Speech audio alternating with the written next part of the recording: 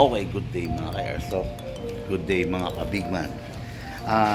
Ngayon nandito tayo Valenzuela. Nandito tayo sa loob ng junk shop ng ating ka-airsoft na si Sir John Mark. No?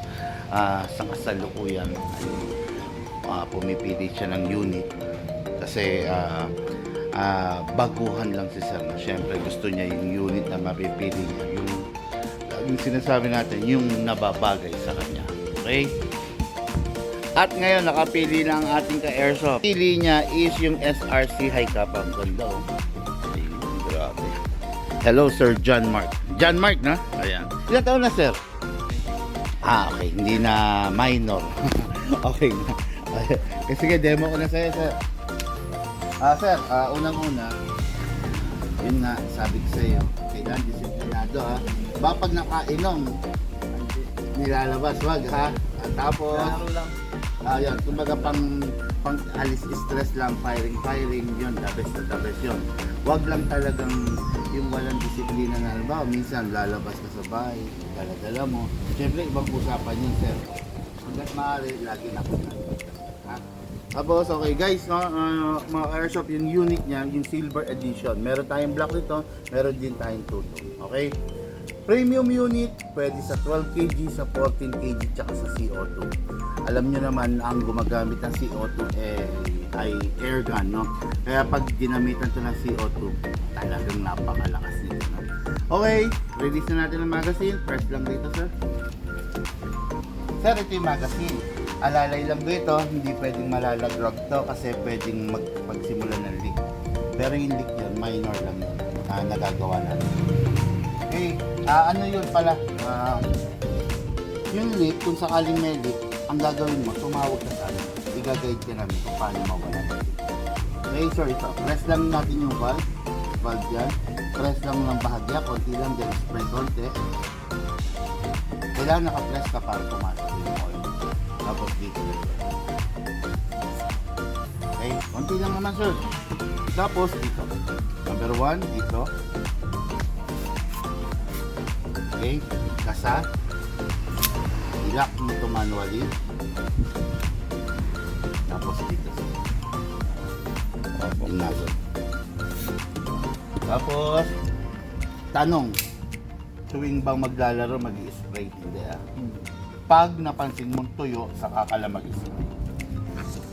Always rest. Paano po sir? Yung pindutin mo. Ano ba kasi? Pag nakasa na po. Yan, rest mo. Pindutin mo lang to din to. Ito sir, beaver tail to. For safety yan. Kailangan yan, mape-press mo para mag-fire. Ngayon, dito tayo sir. Sa gas, kahit anong gas nga pala to. 14 kg, 12 kg CO2 pwede. Sa paggagas sir, laging pataw. Sakto mo, then press down. Press down. 1, 2, 3, 4, 5, 6, 7. 7 seconds, okay na yun para sa isang puno. Sobra-sobra na yun. Pero pwede mo rin. Tapos isa pa sir, pag malamig ng magazine, medyo hinay-hinay lang. Painitin mo gamit ang body temperature mo. Kisil-kisilin mo.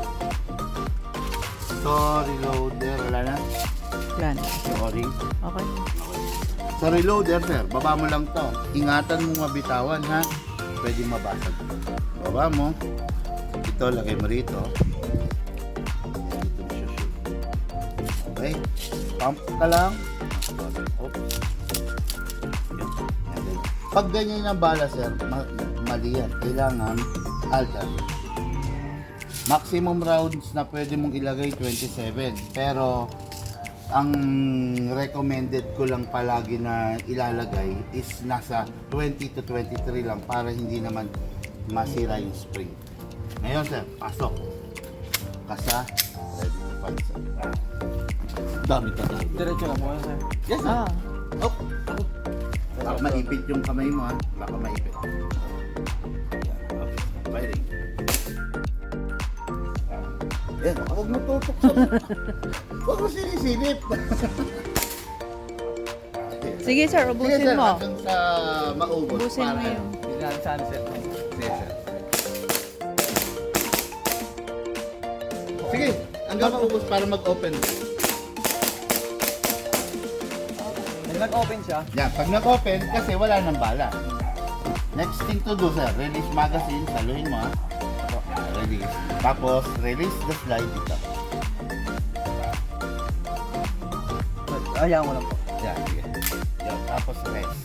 I-rest mo yung hammer, press mo yung trigger. Yun, yan. Okay.